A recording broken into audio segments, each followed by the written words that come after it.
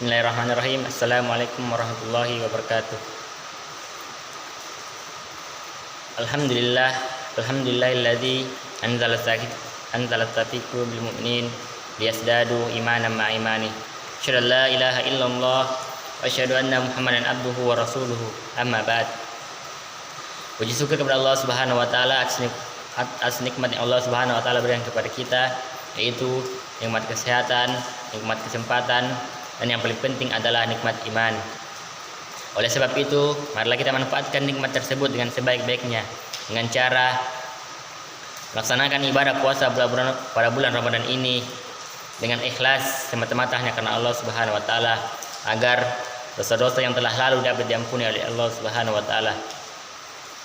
Rasulullah SAW bersabda, barang siapa yang berpuasa dengan iman dan mengharap pahala dari Allah Subhanahu wa taala, maka dosa-dosanya yang telah lalu dapat diampuni oleh Allah Subhanahu wa taala.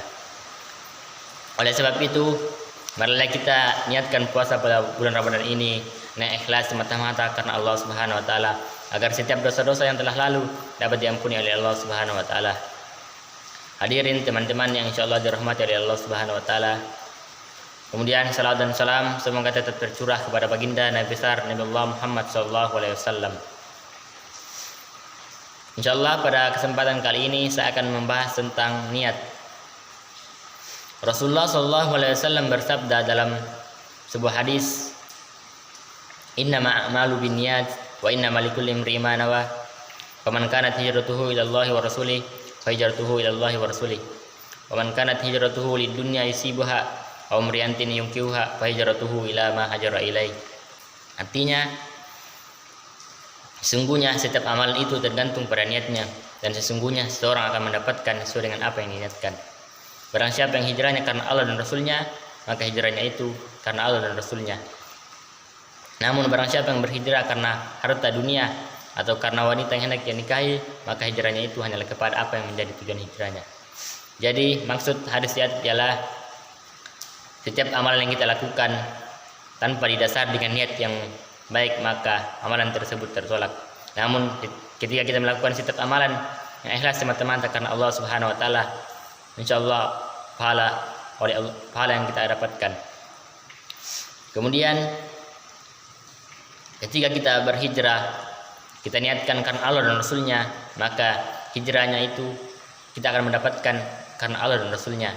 Namun ketika kita berhijrah karena kita niatkan karena ingin harta atau karena wanita yang hendak kita nikahi, maka hijrahnya itu hanyalah kepada apa yang kita niatkan tersebut. Kemudian Allah Subhanahu wa taala berfirman dalam Al-Qur'an surah Al-Luqman ayat 2, artinya untuk menguji kamu siapa di antara kamu yang paling baik amalannya. Maksud ayat ialah Allah Subhanahu wa taala mengatakan bahwa bukan amalan yang paling banyak, namun yang Allah lebih cintai ialah amalan yang paling baik.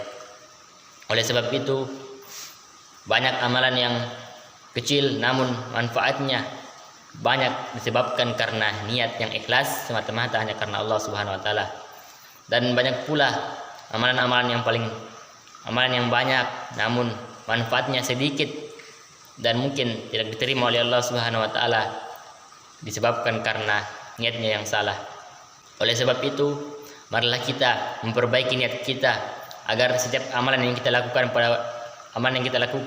dapat diterima oleh Allah Subhanahu wa taala.